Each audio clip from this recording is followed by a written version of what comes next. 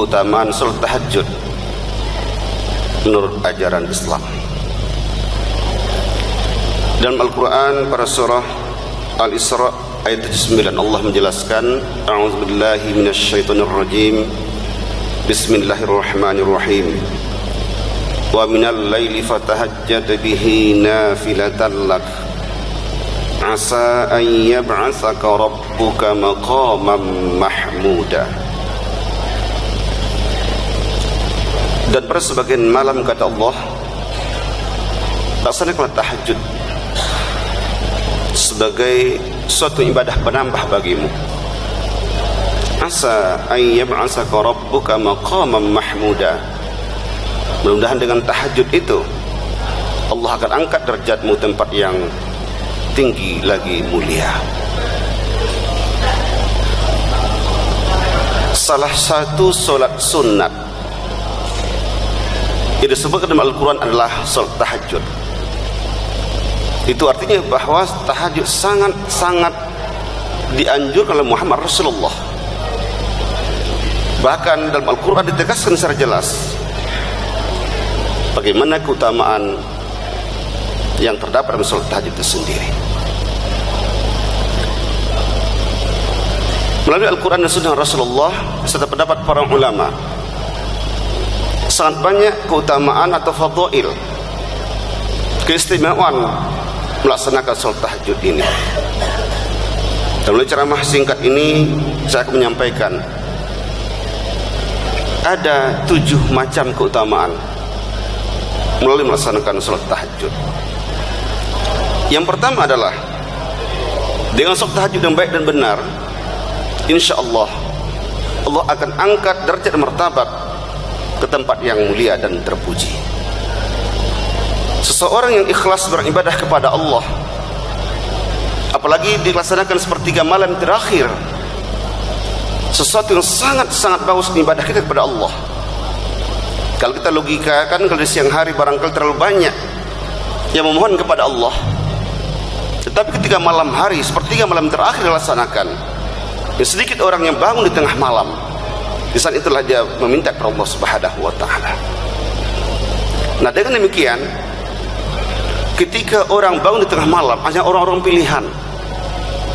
Sebagai kecil hanya umat Islam yang mampu tahajud di malam hari.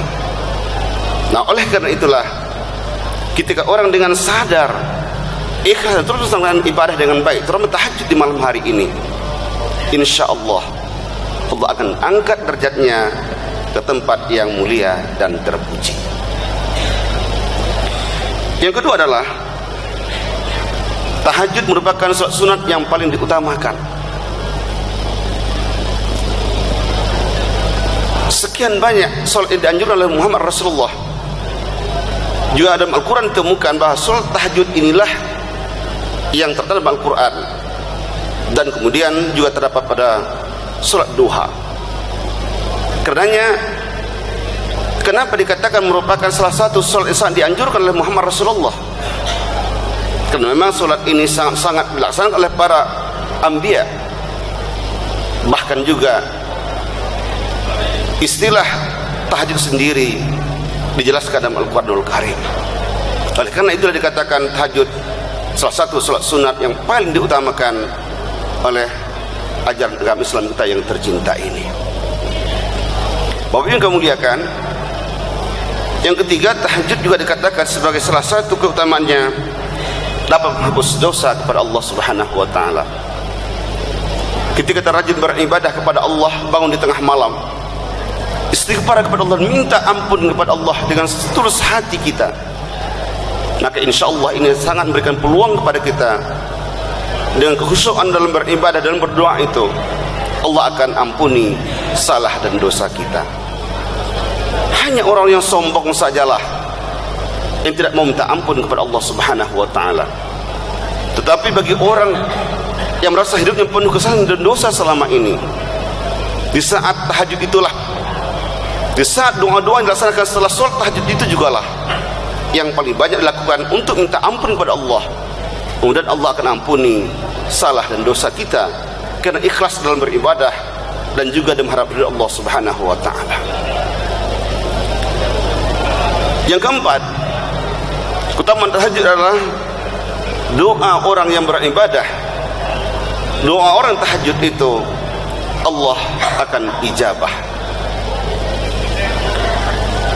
Pada ayat yang lain Allah katakan, itu pada surah Al-Baqarah ayat 186, wa idza sa'alaka ibadi anni fa inni qarib ujibu da'watad da'i idza da'an falyastajibu li wal yu'minu bi la'allahum yarshudun. Kata Allah, apabila manusia bertanya kepadamu tentang aku, kata Allah, fa inni qarib, katakan ya Rasulullah kepada mereka, aku dekat dengan manusia. Dan kata Allah, aku akan mengabulkan doa-doa atau permohonan para hambaku apabila mereka bermohon dan minta kepadaku. Dengan dua syarat kata Allah, yaitu fal yastajibuli wal yu'minu bi. Jika hambaku kata Allah benar beribadah kepadaku dan memohon kepadaku, maka aku akan ampunkan dan bahkan aku akan kabulkan doa dan permohonan mereka. Melaksanakan amal ibadah dan benar-benar beriman kepada Allah dengan tulus dan ikhlas, salah satu isyarat kata Rasulullah, doa akan diijabah Allah Subhanahu wa taala. Nah, oleh karenanya salah satu keutamaan dalam salat tahajud ini adalah insyaallah doa kita akan diijabah oleh Allah Subhanahu wa taala. Yang kelima, tahajud dalam segi ilmu kedokteran sangat dapat diterima karena ia merupakan dapat melancarkan aliran darah manusia, terutama ketika sujud berlama-lama.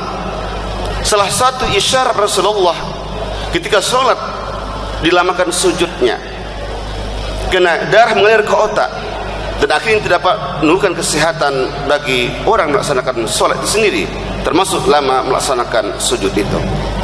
Oleh karenanya kata Rasulullah, dengan tahajud ini insyaallah semakin sehat manusia atau melancarkan aliran darah bagi pelaku salat tahajud itu sendiri. Yang keenam adalah melalui tahajud dilaksanakan dengan ikhlas dan tulus kepada Allah Subhanahu wa taala akan mampu menghilangkan kecemasan atau depresi. Salah seorang pakar di Indonesia berkata dengan psikologi dan kanseling, termasuk ilmu kesehatan mental, adalah Profesor Dr. Dadang Hawari. Beliau katakan bahwa orang-orang yang melaksanakan ibadah dengan baik, termasuk tahajud di dalamnya, maka ia akan terhindar dari penyakit mental disorder atau terhindar dari penyakit mental yang rusak. Nah, karena itulah ketika hamba Allah bangun di tengah malam melaksanakan tahajud dengan baik dan ikhlas kepada Allah Subhanahu wa taala, maka amal ibadah yang dilaksanakannya itu akan mampu memberikan sinar kehidupan bagi dia dan termasuk menghilangkan kegelisahan dalam hidup dan kehidupan kita. Ketika ada satu persoalan, bukan mengadu sama orang lain, bahkan bukan kita lari ke dukun minta pendapat kepada mereka, tapi laporlah, mengadulah kepada Allah Subhanahu wa taala di tengah malam tadi. Yang paling tepat adalah ketika melaksanakan salat tahajud itu.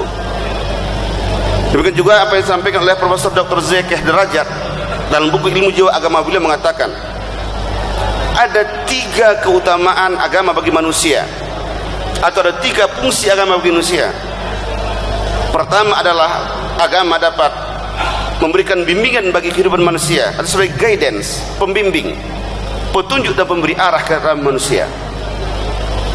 Yang kedua adalah manusia ketika beragama, agama dapat menolong dalam kesusahan dan penderitaan hidupnya.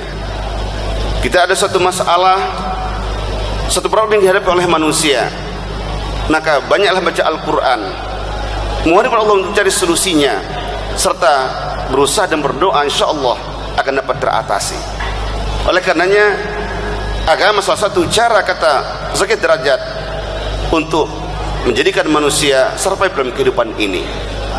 Dan ketiga adalah agama juga dapat meneramkan batin manusia. Dalam Al-Quran juga dijelaskan oleh Allah dalam Al-Quran pada surah Ar-Rum ayat 28, ala bizikrillah tatma'innul qulub. Ingatlah kata Allah, dengan zikrullah dengan membaca kalimat-kalimat yang suci, berzikir kepada Allah, ingat kepada Allah, membaca Al-Quran, solat dan sebagainya, insya Allah akan menjadikan hati tentram dan jiwa lapang serta jiwa yang bersih.